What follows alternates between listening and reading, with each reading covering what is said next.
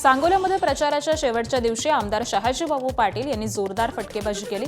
दुष्काळी तालुका म्हणून ओळख असलेल्या सांगोल्याचा चेहरा आता बदलत असून पुढील 2 वर्षांमध्ये तालुका हिरवागार होईल असं त्यांनी सांगितलंय।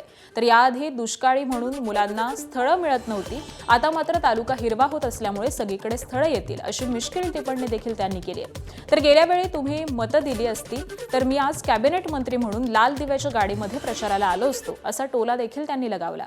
तर गुवाहाटीला गेलो नसतो तर काय झाडी काय डोंगर अशी ओळख मिळाली नसती असं देखील शहाजीबापू पाटील म्हणाले।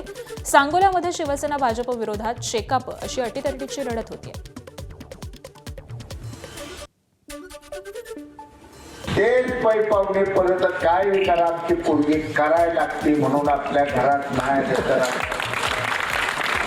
काय पोरांना काळजी करू नका। तुमच्या आता काय त्या मागे 2 वर्षात लागणार आहे माझी पोरगी माझी बाग कुठं असं लाकुलीला पंढरपुरा भागात पळत येते का नाही इकडे बघा फक्त इकडे माझी पोरगी कर म्हणून।